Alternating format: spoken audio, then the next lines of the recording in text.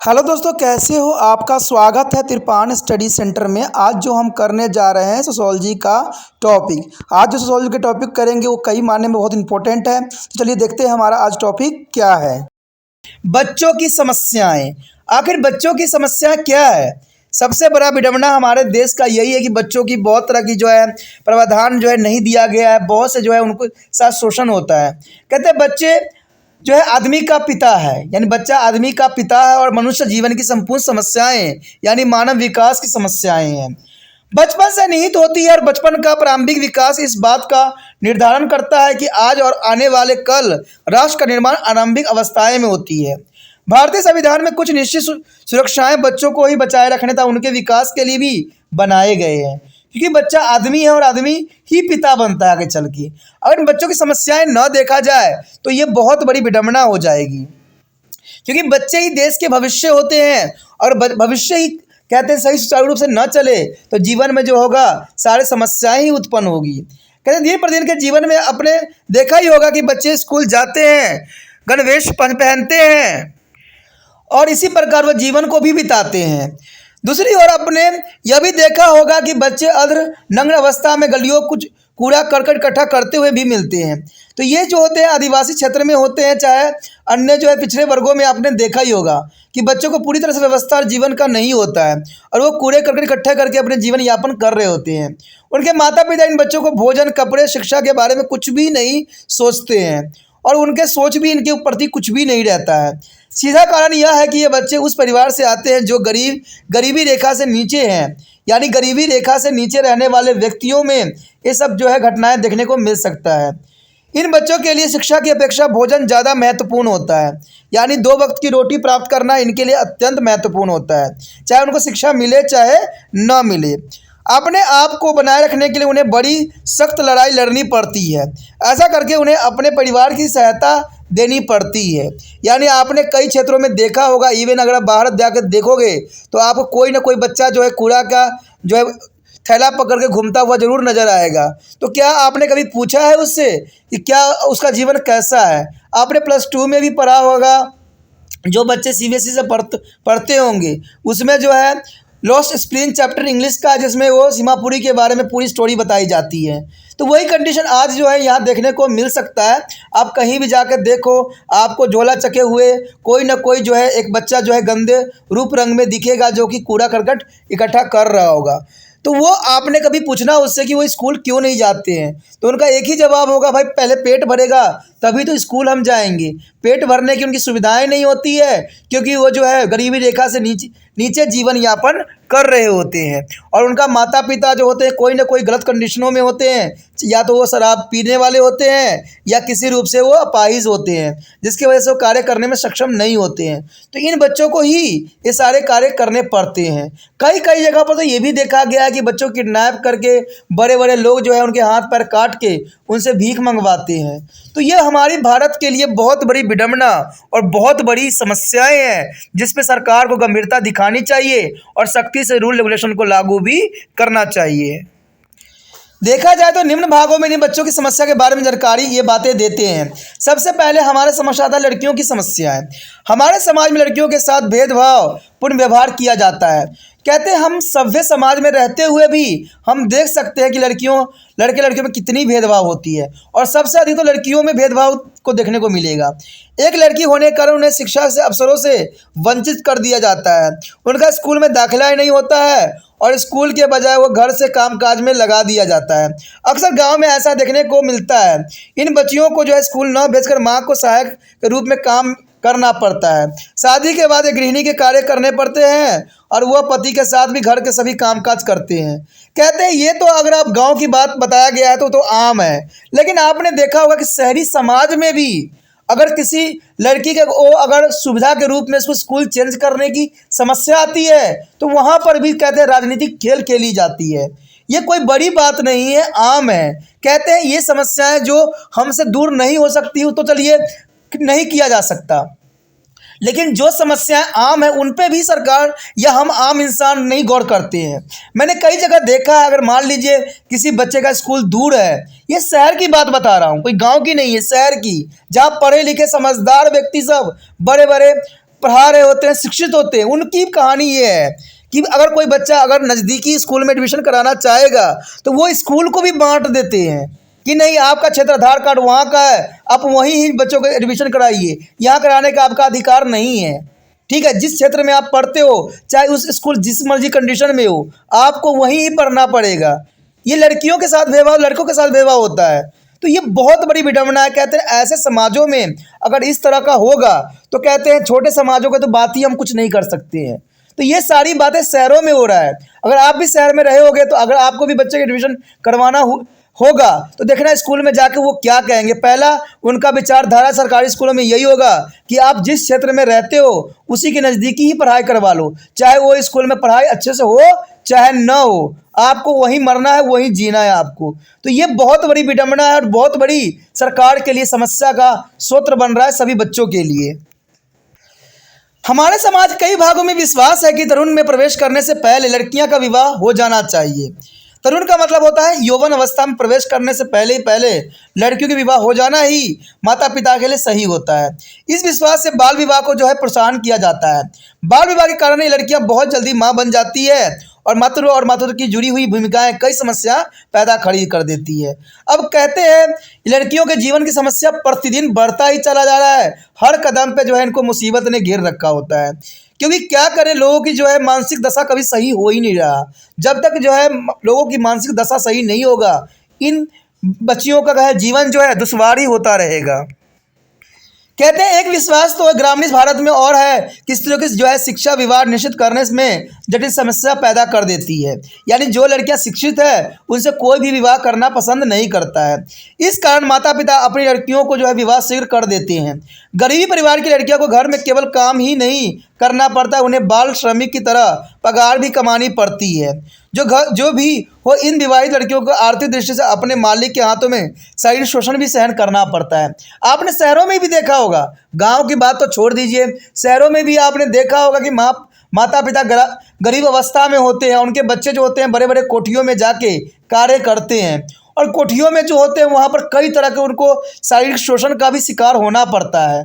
तो ये हमारे भारत के लिए बहुत बड़ी विडंबना है। और कहते हैं विडंबना क्यों नहीं होगी जब सरकार ने हर चीज़ की रेट इतनी बढ़ा दिया है, जो आम गरीबों के लिए भोजन भी खरीदना बहुत ही दुष्कर कार्य बन गया है। तो इस काम में मैं किसी की गलती नहीं मानूंगा, सरकार की गलती मानूंगा, क्योंकि सरकार दिन प्रतिदिन जो है खाने पीने की वस्तुओं पर इतनी महंगाई कर दिया है कि कहते हैं एक व्यक्ति अगर घर में कमा रहा है तो उससे सारे व्यक्तियों की पेट नहीं भर रहा है, क्योंकि महंगाई इतनी हो गई है। इसलिए बच्चों को स्कूल जो है छोड़ के उनको जो है काम में कोठी करना पड़ता है, कोठियों में काम करना पड़ता है, इवन दुकान पे भी काम करना पड़ता है, रेडियाँ लगाना पड़ता है, ठीक है, मंडियों में बैठना पड़ता है। तो ये भारत के लिए बहुत बड़ी समस्या है और इन समस्याओं का जन्म जो है बड़े बड़े राजनीतिक नेता ही दे रहे हैं और हमारे देश को ये कहते हैं कि हमारे देश में इस तरह की विडंबना है। विडंबना तो वही खड़ा करते हैं। आए दिन देखोगे अपनी पॉलिटिकल सिक्का चलाने के लिए हर चीज़ों को फ्री करने पे लगे होते हैं और उन फ्री चीज़ों को क्या करते हैं, दूसरे वस्तुओं जो कि आवश्यक है सभी लोगों के लिए, उन पर रेट बढ़ा चढ़ा के डाल देते हैं। तो ये कहते हैं ये समझदार लोगों की समझदारी नहीं है, ये भारत को तहस नहस करने की बहुत बड़ी इनकी जिम्मेवारी जैसे बन गई है। कहते हैं जो समाज के गरीब परिवारों में बच्चों को जो है बेच भी दिया जाता है। अब माता पिता करे भी तो क्या करे, इतनी महंगाई बढ़ गई है तो कहते हैं उनको पालन पोषण करना बच्चों के लिए संभव ही नहीं रहता। तो कई क्षेत्रों पे तो देखा गया कि माता पिता अपने बच्चों को भी बेच देते हैं और उनको जो है मजदूर बना देते हैं। इन परिवारों के लिए लड़कियां आय के स्रोत भी होते हैं। समृद्ध परिवार जो है घरेलू काम काज के लिए इन लड़कियों को खरीद लेते हैं और इनको विदेश में भी लेके चले जाते हैं। कुछ स्थितियों में उन्हें रखेल की तरह भी रख लेते हैं। यानी हमारे देश में बहुत बड़ी विडंबना है। आपने देखा होगा कि शहरों में जो व्यक्ति विदेश में रहते हैं वो इन लड़कों को खरीद लेते हैं और उनको जो है विदेशों में ले जाते हैं और उनको जो है कहते हैं रखेल भी बना के अपने जीवन में सम्मिलित कर लेते हैं। तो उनका जीवन जो होता है शोषित हो जाता है। और ये सब क्यों होता है? इसका सबसे बड़ा कारण महंगाई है, जहाँ पर जो है माता पिता अपने बच्चों को पेट भरने के लिए भी जो है सक्षम नहीं हो पाते हैं। कहते हैं सामान्यतः बाल्यावस्था की अवधि प्रसन्नता से भरपूर होती है और ग्रामीण भारत में ये बच्चियां तस्करी समझी जाती है। उनका शोषण और दमन सदैव होता है। कोई भी व्यक्ति इन बच्चियों के स्वास्थ्य को नहीं देखता है। जब उसकी अवस्था गंभीर हो जाती है तब उसे किसी चिकित्सा या अस्पताल में ले जाते हैं। सच्चाई यह है कि हम भोजन, शिक्षा, स्वास्थ्य के क्षेत्र में एक लड़की को वंचित और भेदभावपूर्ण स्थिति में देखते हैं। आपने देखा ही होगा कि हमारे देश में कई राज्यों में कई तरह के बलात्कार भी हुए हैं, जहां पर लड़की को बहुत बुरी तरह से मारा पीटा जाता है और सरकार के कहते हैं पुलिस थाने में केस दर्ज होती है, लेकिन वो लड़की दम तोड़ देती है एक छोटे से अस्पताल में, लेकिन कहीं भी बड़े अस्पताल में ले जाने की प्रावधान नहीं किया जाता है। इवन कि अस्पताल कहते हैं हॉस्पिटल की जो बात होती है उनको एक इलाज भी नहीं दिया जाता है और पुलिस वाले तो रिपोर्ट तक भी नहीं लिखते हैं। जब बड़े बड़े मंत्री की जब वोटिंग की बात आती है तो वो दौड़े हुए चले जाते हैं और वहाँ पर सारे कार्य फिर से सुचारू कर देते हैं। तब तक लड़कियों की जो है जान चली जाती है और जैसे ही जान चला जाता है एक नया प्रशासन मुद्दा खड़ा हो जाता है। डायरेक्ट वो लोग एक घोषणा कर देते हैं कि मृतक के परिवार को जो है 10 लाख रुपया का जो है मुआवजा दी जाएगी और घर के एक सदस्य को नौकरी दी जाएगी। अरे ये क्या है, उसकी बच्ची चली गई है, मर गई है और आप लोग सिर्फ ये मुआवजा और ये घोषणा पत्र ही देते रहते हो। ये क्या है? जिस व्यक्ति ने ये घटना घटाया उसको सजा दिलवाओ, उसको सही सुचारू रूप से चलाने की कोशिश करो। राजनीति का अर्थ ये होता है कि हम सही तरह से जो है पब्लिक है उसको जीवन जीने का जो है ढंग बताएं, न कि हम उस पर जो है अपना रोटी सेकें। आज अगर देखोगे राजनीतिक में हर एक व्यक्ति जो है अपना रोटी सेकने पे लगा हुआ है और अपनी कुर्सी बचाने के लिए हर संभव कोशिश किया जा रहा है। आज ना तो कोई बच्ची पे उनका ध्यान है, ना उनको किसी चीज़ पे है। उनको तो एक गरम गरम मसाला चाहिए जिन पे वो अपना राजनीतिक सेक सके। उसके पश्चात हमारा अगला पॉइंट आता है गली के बच्चे। कहते हैं कुछ बच्चे तो गरीबी परिवार के ही होते ही हैं, शहरों और कस्बों के काम धंधे के लिए भी जाते हैं। शहरों में ये बच्चे जो है बूट पॉलिश करते हैं, जो है गैराज में मदद करते हैं तथा अखबार भी बेचते हैं।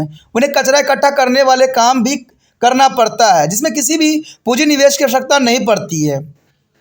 वो गंदी वस्तुओं को उठाने का काम भी करते हैं। इन बच्चों को अपने निर्वाह की समस्या का मुकाबला करना भी पड़ता है। अधिक किराया होने के कारण वो मकान भी किराए पर नहीं ले सकते हैं। इन संपूर्ण त्रासदी का परिणाम यह होता है कि इन बच्चों को माता पिता जो है बच्चों को रात दिन शहरी गलियों में रहना पड़ता है। इस कारण उन्हें जो है गली के बच्चे या फटे पुराने सामान को उठाना भी कबाले भी कहा जाता है। आपने देखा भी होगा कि इतने महंगाई होने के कारण इनको तो मकान भी नसीब नहीं होता है और कहते हैं कि रोड के किनारे कहीं भी इनको जगह मिलता है उस किनारे सो जाते हैं, लेकिन कहते हैं वहाँ पर भी उनको निश्चिंत के नींद नहीं उनको मिलता है। आपने देखा होगा कि मुंबई जैसे शहरों में कई जगह जो है रोड हिट की केस आपको देखने को मिला होगा, जहाँ पर सोए हुए व्यक्तियों पर जो है जो अमीर ज़्यादा होते हैं वो गाड़ी चला कर उनको जो है मृत्यु के गोद में सुला देते हैं। तो ये बहुत बड़ी जो है इनके लिए विडंबना है, इनके लिए समस्याएं हैं जो कहते हैं कभी भी समस्या का सलूशन नहीं हो पाएगा, क्योंकि कहते हैं इसमें कोई भी व्यक्ति जो है कोई भी राजनीतिक नेता और कोई भी मंत्री इस पर जो है कोई कार्य नहीं कर रहा है। सिर्फ जो है अधिनियम बनाए जाते हैं, कानून बनाए जाते हैं और इस पर अमल आज तक कभी भी नहीं हो पाया है। यदि आज देखोगे तो इनका जो है निवास रात के समय में सार्वजनिक स्थान जैसे कि railway station, bus stand, park आदि ही होते हैं। एक अनुमान के अनुसार बेंगलोर, मुंबई, कलकत्ता, दिल्ली, हैदराबाद, और कानपुर में जो है चरने में बच्चे गलियों में ही घूमते हैं और वहीं निवास भी करते हैं। तो इसमें कोई दो राय नहीं है। मैंने आपको मुंबई की घटना बताया ही है और ये बेंगलोर क्या, कलकत्ता क्या, दिल्ली क्या, हर जगह आए दिन यही घटना घटती है। और कहते हैं इन गरीब को तो मर जाना और जीवन रहना किसी के लिए कोई मान्य ही नहीं होता। ना तो इनका कोई नाम होता है, ना रजिस्ट्रेशन होती है, ना इनका घर होता है, ना द्वार होता है। तो लोग भी कहते हैं इनका कोई देखने वाला नहीं होता, तो मर भी जाते हैं तो कोई भी इनका खोज पूछ नहीं होता है, जो कि बहुत बड़ी विडंबना है हमारे देश के लिए। कहते हैं अगर देखा जाए तो गलियों के इन बच्चों को जो है मार्गदर्शन नियंत्रण के लिए कोई भी नहीं होता है। वो कुछ भी करने के लिए स्वतंत्र होते हैं। इनका परिणाम यह होता है कि उनसे जो अधिकांश बच्चे बीड़ी, सिगरेट, भांग, गांजा, शराब का सेवन करते हैं। जब ऐसे ही बच्चे बड़े होते हैं तो देश के लिए जो है खतरे का सबब बन जाते हैं। नशा पाने के कारण उनकी स्वास्थ्य पर जो है जीवन खराब हो जाता है, वही यौन का शिकार हो जाते हैं। यानी गली के बच्चे शहर के अपराधी के चंगुलों में भी आ जाते हैं। आज देखोगे तो सारे अपराधी वो होते हैं जो इस तरह के जीवन यापन करते हैं। वो जो है जेब कतरे का काम होशियारी से कर लेते हैं और वस्तु को चुरा भी लेते हैं। जब सड़कों के इन बच्चों को अपराध करते हुए पकड़ लिया जाता है तब उन्हें जेल भेज दिया जाता है और ये जेल में नामी गिरामी गुंडे के पकड़े में आ जाते हैं और इस तरह वो लड़के अपराधी भी बन जाते हैं। कहते हैं ये सब अगर नहीं रोका गया तो भारत जो है सदैव ही खतरे के जो है चरम सीमा पर ही रहेगा। क्योंकि जब हम अपने देश में ही ऐसे बच्चों को रखे हुए हैं जो ऐसे अपराधी बन रहे हैं, तो अपराधी बनाने का कारण क्या है? सरकार को ऐसे बच्चों को जो है संरक्षण देने की आवश्यकता है। इनके लिए जो है तब संरक्षण मिलेगी जब इनके माता पिता जो होंगे सही रूप में इन बच्चों को पेट भर पाएंगे। और पेट कैसे भरेगा? जब महंगाई घटेगा। और महंगाई कैसे घटेगा? जब आप लोग जो है फ्री के लालच में नहीं आओगे। जितना आप फ्री के लालच में आओगे महंगाई उतनी ही बढ़ेगी और उतने ही ऐसे बच्चे बनेंगे और देश के जो है अपराधी प्रवृत्ति बढ़ती ही चली जाएगी। कहते हैं ऊपर के विवरण से स्पष्ट है कि हमें लड़कों के बच्चे के बारे में निम्न जानकारी मिलती है। ये बच्चे बिगड़ेले होते हैं, ये बच्चे अनाथ एवं परिवार से पृथक होते हैं, ये बच्चे गरीब, अशिक्षित और कुपोषण के शिकार होते हैं। इन बच्चों के भौतिक और लैंगिक शोषण सदैव होता ही रहता है। उनके काम करने की पद्धति ऐसी होती है कि वो असंगठित और बेमतलबी होते हैं। सामान्यतः ये अकुशल काम भी करते हैं। ये बच्चे सरकारी ज़मीन पर कब्जा कर लेते हैं और इन्हें इस कब्जे से बार बार हटा दिया जाता है। कहते हैं खराब संगीत के कारण ये बच्चे शराब व नशाखोरी करने लग जाते हैं, जो इनके स्वास्थ्य और जो है जीवन को बिगाड़ देता है। कहते हैं ये अपराधी हो जाते हैं और इस कारण इन्हें जेल भी भेज दिया जाता है। तो ये हमारे देश के लिए बहुत बड़ी विडंबना है। अगला है बाल श्रमिक। कहते हैं आपने देखा ही होगा कि वह बच्चे जिन्हें स्कूल जाना चाहिए बहुत ही कम उम्र में काम धंधे करने लग जाते हैं। इनकी उम्र जो है 5 से 14 वर्ष की अवधि की होती है। जैसे बच्चे गरीबी की रेखा से नीचे की परिवार के होते हैं। इन परिवार के पास अपने बच्चों को शोषण के लिए पर्याप्त आय के साधन नहीं होते हैं जिनसे वे भोजन व वस्त्र उपलब्ध करा सके। इन कारणों से माता पिता उन्हें स्कूल नहीं भेजते हैं और इन बच्चों को हम बाल श्रमिक कहते हैं। तो बाल श्रमिक का अर्थ आपको पता लग ही गया होगा, जो 5 से 15 वर्ष की अवधि के बच्चे होते हैं और जो अपना जीवन यापन करने के लिए किसी दुकान या कहीं चाय के स्टोर पे खड़े होते हैं और अपना जो है श्रम कर रहे होते हैं। तो इसे हम बाल श्रमिक कहते हैं। कहते हैं इस उम्र में उनको पढ़ाई करना चाहिए, लेकिन माता पिता की दैनिक अवस्था के कारण इनको किसी भी स्थान पर कार्य करना पड़ता है और अपने परिवार का जीवन यापन भी कराना पड़ता है।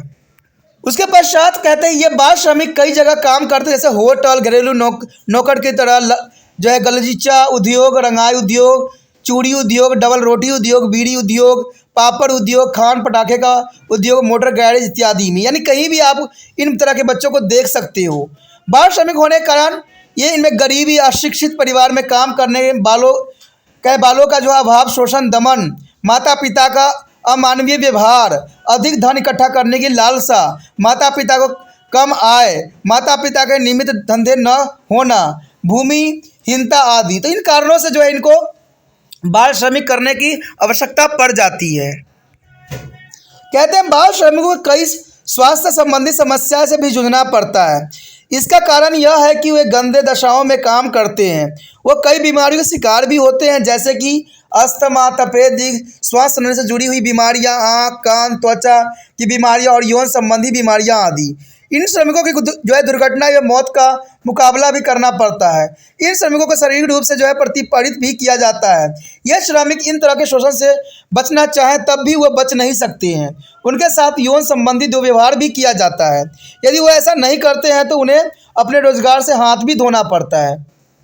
तो मैंने पहले ही आपको कहा था कि ये जो बड़े घर के लोग होते हैं इनको जो है अपने घर में रखैल की तरफ उनका जीवन यापन करवाते हैं, क्योंकि कहते हैं ये बच्चे अगर नहीं करेंगे ये सब गलत काम तो उनको जो है उनको नौकरी से भी निकाल देते हैं और इवन की रोटी भी उनको नसीब नहीं होता है। तो आज की समस्या जो है बहुत गंभीर बन गई है। कहते हैं ये समस्या हमारे समाज के लिए बहुत ही कुप्रथाओं के रूप में है। कहते हैं बाल विवाह से सबसे खतरनाक तो ये बाल श्रमिक होते हैं, जिनके साथ यौन संबंध तक भी बना ली जाती है। और ये कौन बनाते हैं? बड़े बड़े घर के लोग ही बनाते हैं और उनके घर ये काम करते हैं और इसी तरह के शोषण का सदैव शिकार भी होते हैं। मालिक के लिए श्रम मजदूर लाभदायक होता है, यह इसलिए कि शांतिपूर्वक अधिक घंटे तक जो है प्रतिदिन काम करते हैं। इनके पगार भी कम कर दी जाती है और इन्हें बाल श्रमिक अधिनियम के अनुसार दिहाड़ी भी नहीं दी जाती है।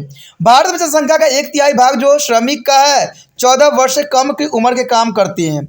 इनकी संख्या लगभग 31 करोड़ है। देखिए ये बहुत हैरानी वाली बात है कि 31 करोड़ बच्चे जो हैं कार्यरत है, यानी 31 करोड़ बच्चों का होना भारत का भविष्य क्या होगा ये भी आप समझ सकते हो। विश्व में सर्वाधिक बाल श्रमिक भारत में ही है। इस तरह के श्रमिक हमारी जनसंख्या में 5.2% है। देखिए बहुत बड़ी विडंबना हमारे देश के लिए है। और पता नहीं जो कहते हैं बड़े बड़े मंत्री लोग हैं जो देश के जो भलाई चाहते हैं, क्या उनकी आंख बंद पड़ी हुई है कि हमारे देश में इतने से अधिक बाल श्रमिक मौजूद हैं। गाँव में इनकी संख्या देखा जाए तो 8.64% है, शहरों में 11.36। ये बहुत बड़ी विडंबना है। कहते हैं बड़े बड़े राजनीतिक नेता जो होते हैं शहरों में होते हैं। और आपने एक बात देखा होगा कि कई बड़े बड़े नेता घर में बाल श्रमिक मौजूद होते हैं और उनसे बाल श्रमिक करवाई जाती है। तो देखिए कहते हैं ना, जो देश को चला रहे होते हैं उनके पास भी जो है इस तरह के मजदूरी करने वाले बच्चे मौजूद होते हैं। यानी कहते हैं शहरों में 11.36, ये बहुत बड़ी जो है खतरे का घंटी है भारत के भविष्य के लिए। कहते हैं बाल श्रमिक अधिनियम 1986 के अनुसार जो बच्चे 14 वर्ष से नीचे हैं बाल श्रमिक कहलाते हैं। उन्हें नाम मात्र की दिहाड़ी मिलती है। यह अधिनियम उन श्रमिकों को जो इस श्रेणी में आते हैं रेल के परिसर में काम नहीं करने देते हैं। उनका यह निषेध बीड़ी बनाने और गलीचा बनाने, सीमेंट उत्पादन, जुलाई कार्य, रंग रोगन और कारखाने, पटाखे, साबुन के कारखाने, जूते बनाने और भवन निर्माण में लागू होते हैं। देखिए यहाँ पर कितनी बड़ी विडंबना है। यहाँ पर स्वयं ही लिखा हुआ है कि ये जूते बनाने वाले कारखाने, साबुन बनाने वाले कारखाने, क्या सरकार को ये नॉलेज नहीं है कि बाल मजदूर कहाँ मिलते हैं, उन पर जो है कार्रवाई किया जाए। तो कहते हैं आज हर सरकार जो है ना आंख बंद करके बैठी पड़ी है। उनको पता है कि कहाँ बाल श्रमिक कार्य कर रहे हैं, बड़े बड़े अधिकारी को भी पता है, लेकिन इस पर कोई कदम नहीं उठाई जाती है। क्यों?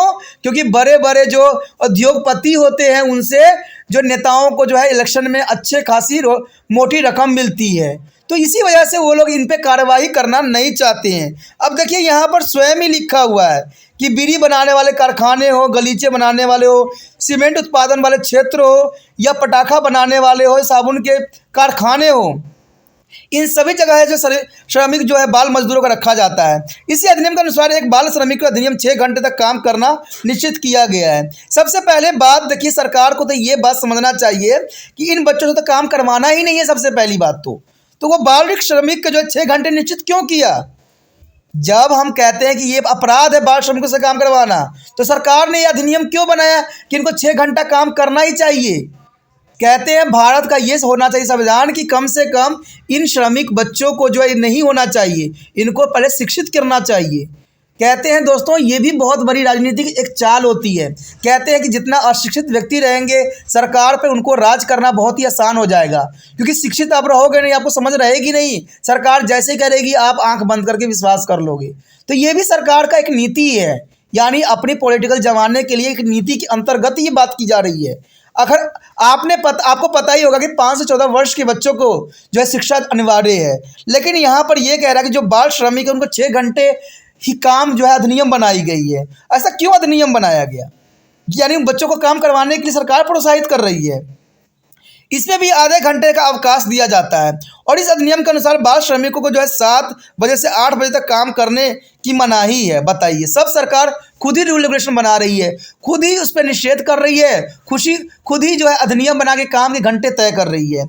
इसके अनुसार सप्ताह में 1 दिन अवकाश का होता है। कहते हैं ये जरूरी है कि रोजगार के रजिस्टर में बच्चों की उम्र का प्रमाण पत्र कानूनी रूप से अनिवार्य है। इस अधिनियम का पालन न करने पर जुर्माना और जेल भी हो सकती है। जेल 2 माह या 1 साल तक भी, एक जुर्माना जो है 10,000 या 20,000 तक भी होती है।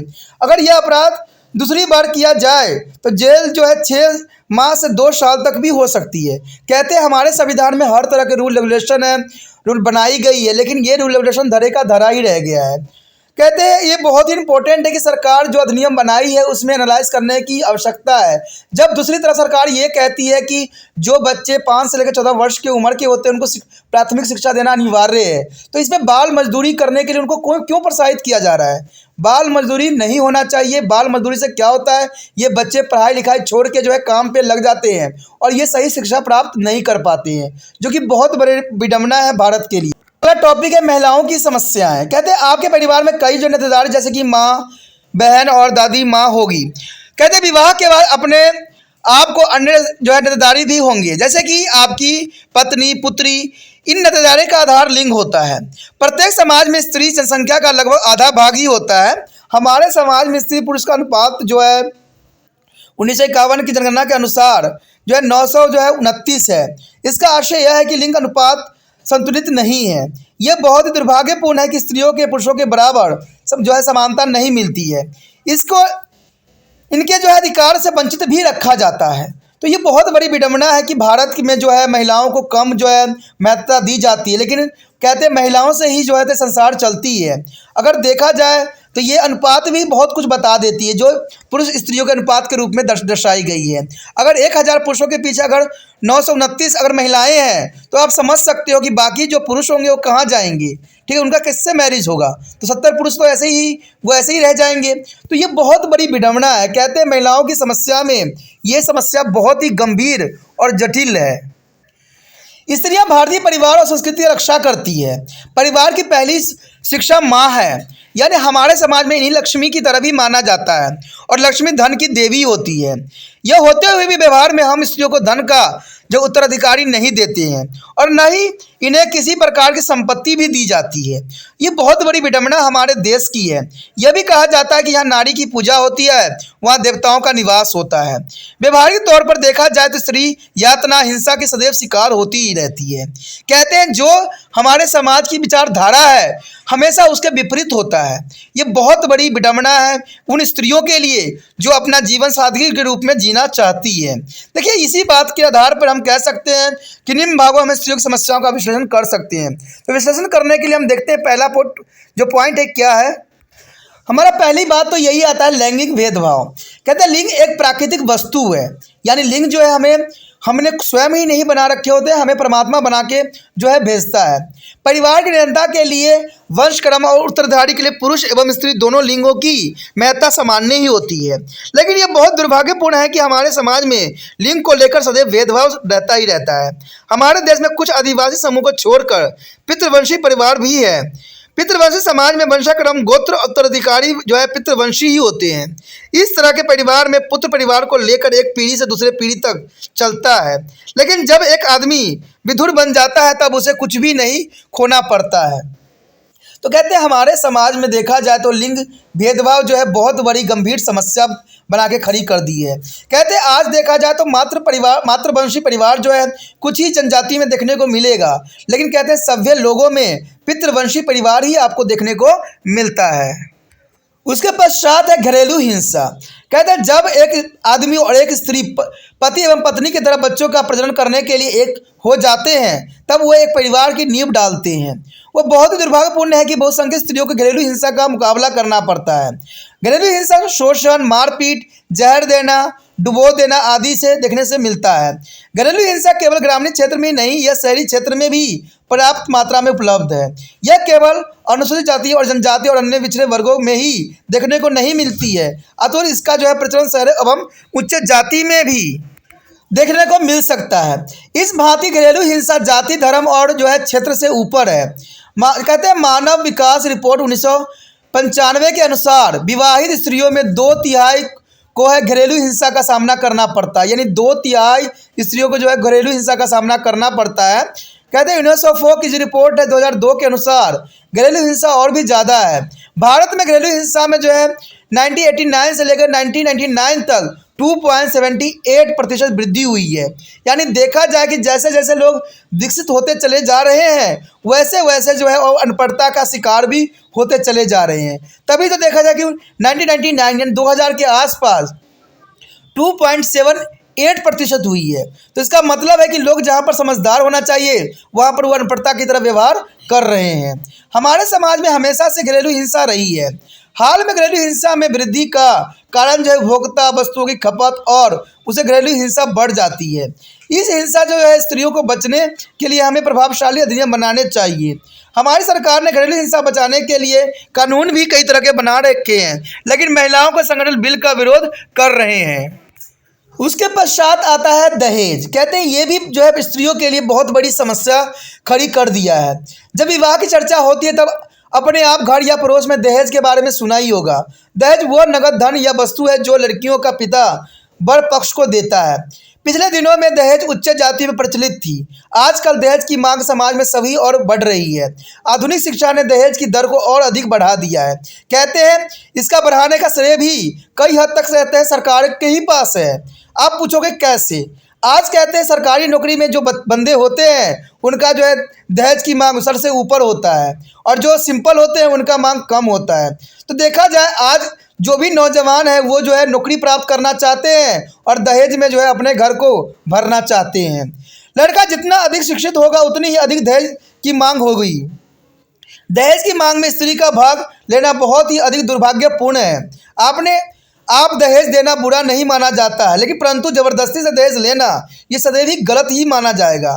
प्रत्येक परिवार का लड़की की शादी में दहेज देना परंपरागत आज बन गई है। हर एक परिवार चाहता है कि लड़की के विवाह के बाद लड़के के परिवार में जो है सब प्रसन्नतापूर्वक रहे, लेकिन जब सामने वाले के बजट पर दहेज की रकम बढ़ जाती है तो लड़की का पिता असहाय हो जाता है। इस तरह की गैर मानवीय व्यवहार शादी के बाद दहेज को लेकर होता है। मैं तो ये बात जानना चाहता हूँ कि लड़की से ही दहेज क्यों लिया जाता है, लड़कों से क्यों नहीं दहेज लिया जाता है? क्या लड़की इतनी गिरी हुई होती है?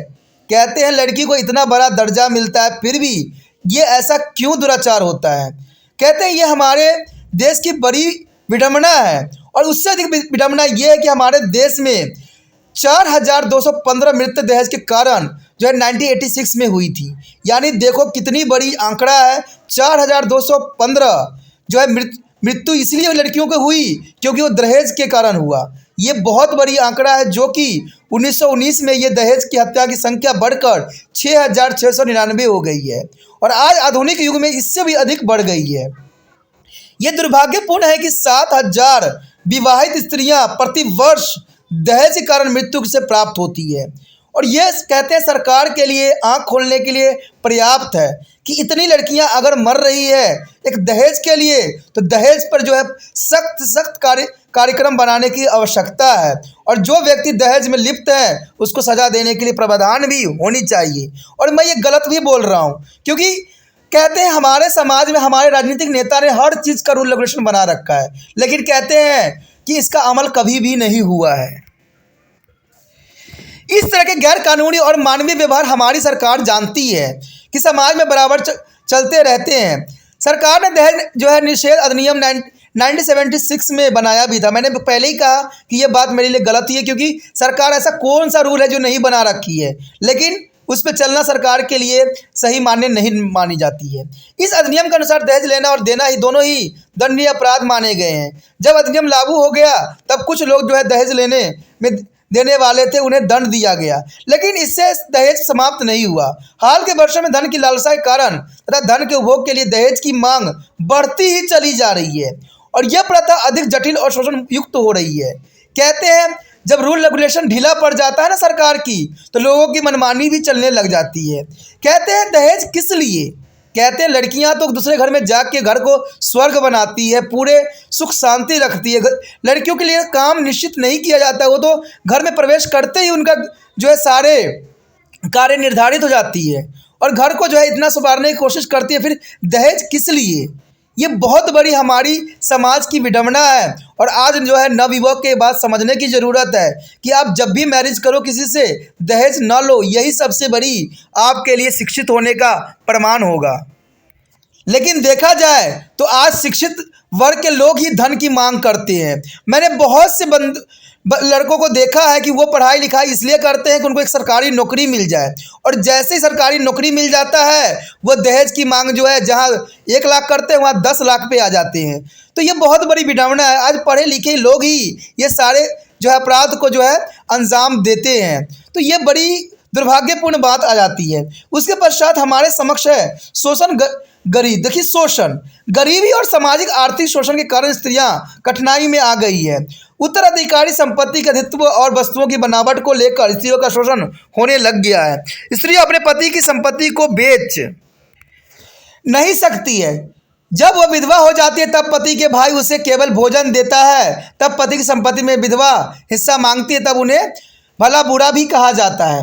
कहीं कहीं उस पर उसे पीटा भी जाता है और मृत्यु के घाट भी उतार दिया जाता है। जब स्त्री अनुसूचित जनजाति, अनुसूचित जातियों और अन्य पिछड़े वर्गों की होती है तब दिहाड़ी देने में उनका साथ भेदभाव भी किया जाता है।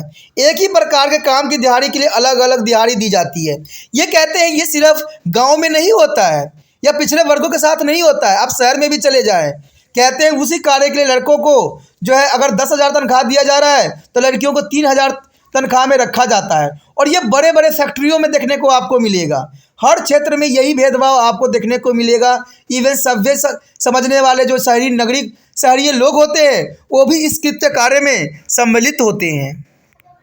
उसके पश्चात है महिलाओं की कानून के प्रति जागरूकता। हमारे सरकार घरेलू हिंसा के बारे में जागरूक थी।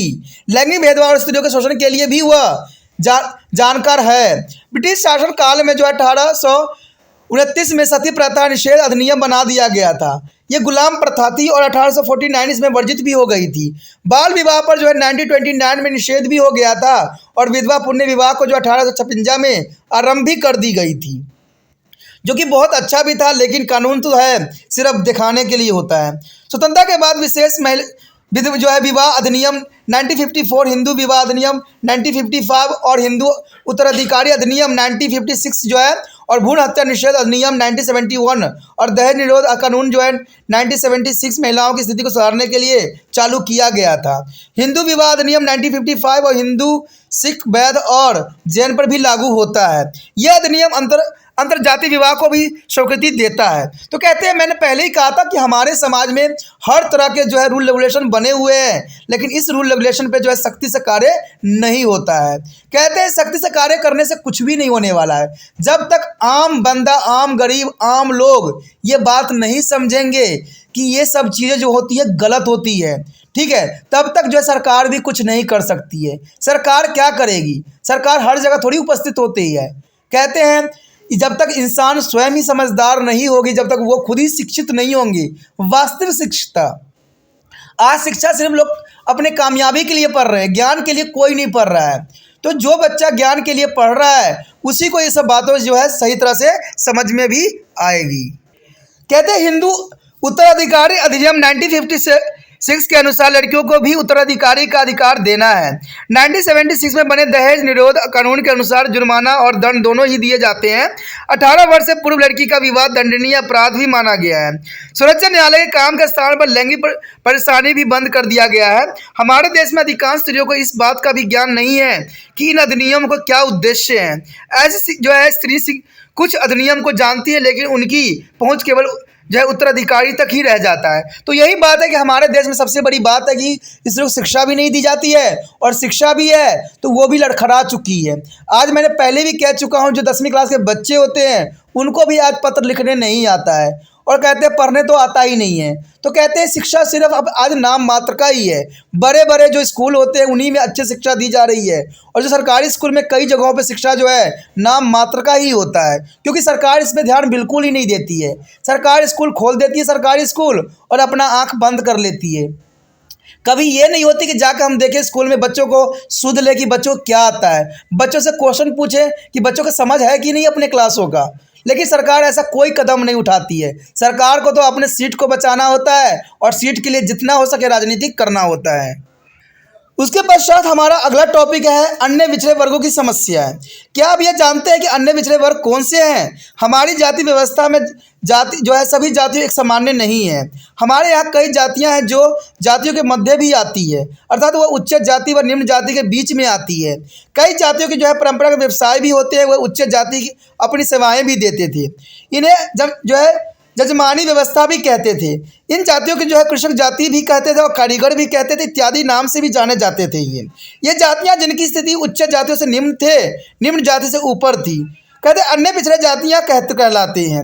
इस तरह की जो है परिभाषा मंडल और कमीशन की रिपोर्ट ने दिया था। और अन्य पिछड़ी जातियों की परिभाषा में कहना होगा कि ये जाति ना तो उच्च होते हैं और ना ही अदृश्य जाति होती है। अन्य पिछड़ी जातियों इस तरह के निम्न जाति के ऊपर होता है, यानी देखा जाए तो ना तो ये उच्च वर्ग के होते हैं न बिल्कुल ही निम्न वर्ग के होते हैं। ये मध्य वर्ग के होते हैं, लेकिन ये पिछड़े हुए होते हैं, बहुत गरीब होते हैं। तो इसे हम अन्य पिछड़े जनजाति के रूप में भी देख सकते हैं, जैसे कि कुम्हार भी इसी के अंतर्गत आता है। कहते हैं मंडल कमीशन ने पहले केवल अनुसूचित जातियों और जनजातियों को केंद्र सरकार ने 22.5% आरक्षण देती थी। कहते हैं 27% आरक्षण अन्य पिछड़े वर्गों के लिए भी केंद्र सरकार ने मंडल कमीशन की सिफारिश पर निश्चित किया था। बीपी मंडल कमीशन का गठन जो है 1979 में किया गया था, और इस कमीशन का उद्देश्य अन्य पिछड़े वर्गों की पहचान करना था। इसने अपनी रिपोर्ट में जो है 1980 में प्रस्तुत भी किया था अन्य पिछड़े वर्गों के लिए। इस रिपोर्ट ने जो है 27% आरक्षण की सिफारिश भी की थी। इन वर्गों की पहचान से पता चलता है कि देश में वर्गों की जो है 3743 जातियां हैं। यानी इसने साफ शब्दों में बता दिया कि 3783 जो है जातियां हैं, जो कि बहुत बड़ी बातों को रिप्रेजेंट करता है। मॉडल आयोग की रिपोर्ट को जो है 1993 में लागू भी किया गया, यानी 1993 में लागू किया गया, और अन्य पिछड़े वर्ग वस्तुत जो है क्रीमी लेयर्स के रूप में दिखाया भी गया, यानी इनको क्रीमी लेयर के रूप में वर्गीकृत किया गया।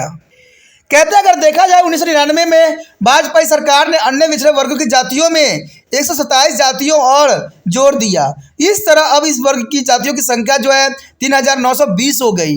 परिणाम यह हुआ कि अन्य पिछड़े वर्ग 3 श्रेणियों में आ गए: बहुत अधिक पिछड़े हुए वर्ग, मध्य पिछड़े हुए वर्ग और पिछड़े वर्ग। तो ये जो है उसके पश्चात हुआ जब जो है वाजपेयी थे, तो उन्होंने 1999 में ये सारी जो अधिनियम पास भी करवाया था। अन्य पिछड़े वर्गों की समस्या कुछ इस तरह से देखी जा सकती है। सबसे पहले इनके समक्ष जो आता है अंत क्रियाओं का अभाव। कहते हैं गांव में अन्य पिछड़े जातियों के लोग पृथक मोहल्ले में रहते हैं, ऊंची जातियों के संबंध इनके साथ नहीं रहते हैं, उच्च जाति की महिलाओं और बच्चों के संबंध इनसे नहीं होते हैं। इसलिए अन्य पिछड़े वर्गों की जो है नई पीढ़ी जो है बुरा मानती है, क्योंकि ये आज भी आर्थिक और शैक्षिक दृष्टि से सक्षम है। इसका परिणाम यह होता है कि प्रगतिशील जाति व अन्य जातियों का संघर्ष सदैव चलता ही रहता है। तो कहते हैं अंतर्क्रियाओं का सदैव इसमें अभाव होता है, इसमें कोई दो राय नहीं है। अगर बात करें अगले पॉइंट का, तो अगली पॉइंट यही बताती कि उच्च जाति पर निर्भरता। यह सही है कि शिक्षा और आर्थिक क्षेत्र में जो पिछड़े वर्ग उन्नत हुए हैं वह ऊंची जाति पर निर्भर नहीं रहे हैं, लेकिन निम्न स्थिति में पिछड़े वर्ग जो गांव में जीवन यापन करते हैं वह ऊंची जाति पर निर्भर रहते हैं। और अन्य पिछड़े वर्गों में कुछ ऐसी जातियां हैं जो आज भी जजमानी व्यवस्था अपनी अर्थव्यवस्था से चलाते हैं, यानी उच्च जाति पर निर्भरता। आज जो निम्न जाति जो लोग हैं, जिसको हम कहते हैं ओबीसी कहते हैं, या आप कह सकते हो अन्य पिछड़े वर्ग के रूप में भी आते हैं, क्रीमी लेयर्स के अंतर्गत भी आते हैं, वो बड़े बड़े जातियों पर निर्भर होते हैं और वो अपना जीवन जो है बड़े जातियों पर ही जो है आश्रित रख कर चुके हैं। उसके पश्चात है बटाईदारी की समस्या। कहते हैं यह सही है कि अन्य पिछड़े वर्गों को जो वरिष्ठ एक के जो है किसान, सीमांत या लघु कृषक भी कहते हैं, कहते हैं उनके पास कृषि करने के लिए पर्याप्त जमीन नहीं है। वो बटाई करने के लिए उच्च जाति से ज़मीन लेते हैं और वो खेती बाड़ी का काम अपने परिवार के लोगों से कराते भी हैं। ऐसा करने के लिए उन्हें प्रत्येक वर्ष अपनी काश्तकारी बदलनी भी पड़ती है। प्रगतिशील और अन्य पिछड़े वर्गों के बीच में संघर्ष चलता ही रहता है। तो ये लोग जो हैं बटाईदार कृषि से समस्या से जुड़ी हुई होती है, यानी उच्च जाति से ज़मीन लेके और उनके ज़मीन पे खेती करते हैं, इसके बटाई के रूप में देखा जाता है। कहते हैं इसमें जो है 3/3 उनको देना पड़ता है और 1/3 इनको स्वयं ही रखना पड़ता है। तो आप समझ सकते हो कि 3/3 अगर हम मालिक को देते हैं और 1/3 रखते हैं तो हमारे बच्चे का पेट कैसे भरेगा, ये भी बहुत बड़ी समस्या खड़ी हो जाती है। उसके पश्चात आता है ऋणग्रस्तता। कहते हैं ऋणग्रस्तता हर एक क्षेत्र में देखने को आपको मिल जाएगा। इसमें कोई संदेह नहीं है कि दूसरी श्रेणी के अन्य पिछड़े वर्ग अच्छी स्थिति में है, लेकिन जो है अन्य पिछड़े वर्गों को जो है वरिष्ठ वन में है।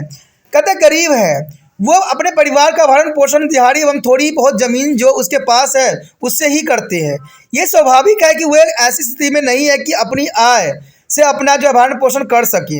इसके परिणाम स्वरूप उन्हें जो है भूस्वामियों और साहूकारों से ऋण लेना पड़ता है, और यह ऋण शादी, त्यौहार और मृत्यु और काम कर्म कांडों के लिए ही होता है। इस तरह के कर्ज में उन्हें अच्छे ब्याज भी देना पड़ता है, और जब वह ब्याज चुका नहीं पाते हैं तो उनको जो है बंधुआ मजदूर बना के रख लिया जाता है। तो ऋण की जो ग्रस्तता हर क्षेत्र में आपको देखना ही पड़ता है, जहाँ पर उनको बंधुआ मजदूर अंत में बना लिया जाता है, क्योंकि वो कर्ज नहीं चुका पाते हैं। उसके पश्चात आता है स्वास्थ्य और पोषण। कहते हैं अन्य पिछड़े वर्गों की जातियां परिशिष्ट वन की जो है गरीब होते हैं और उनके स्वास्थ्य की दशाएं खराब होती है। इनके मकान कच्चे होते हैं। इन मकानों में शौचालय, पेशाब घर, स्नान घर, नाली और खिड़की नहीं होते हैं। इस मकान में गाय, भैंस, बकरा, बकरी साथ ही रखते हैं। गांव की गली में ही शौच कर लेते हैं और अपने मकान के बाहर ही वो बर्तन साफ कर लेते हैं।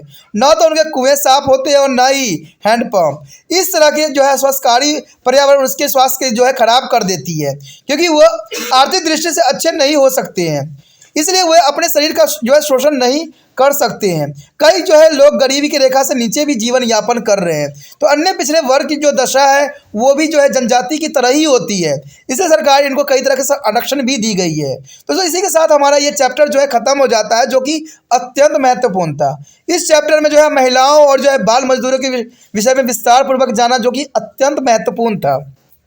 अगर आपको अच्छा लगा है तो लाइक शेयर सब्सक्राइब जरूर कीजिए, और आपको पता है कि दूसरे बच्चों से शेयर करना ये आपका फर्ज होगा, और इसके लिए आपको कुछ भी नहीं करना होता है, सिर्फ यूट्यूब से जो लिंक को है कॉपी करना होता है और व्हाट्सएप स्टेटस पे लगाना होता है। दोस्तों अगर कहते हैं अगर इस चैनल को आप सब्सक्राइब करके नहीं रखोगे तो शायद अगला वीडियो जो है नोटिफिकेशन आपको प्राप्त नहीं होगा, क्योंकि अगर नोटिफिकेशन मिलेगा नहीं तो आप अगले टॉपिक को देख नहीं पाओगे। अगर ये वीडियो आपको मेरा बनाया हुआ अच्छा लगता है तो आपको, मुझे पता है कि आपको मेरा ही वीडियो आपको पसंद आएगा, तो इसके लिए आपको सब्सक्राइब करके जो है चैनल को रखना ही पड़ेगा। ठीक है, आपको सब्सक्राइब करने के लिए कुछ भी नहीं करना है, सिर्फ आपको दिख रहा होगा घंटी का बटन, उसको दबाना है और चैनल को जो है सेव भी करना है।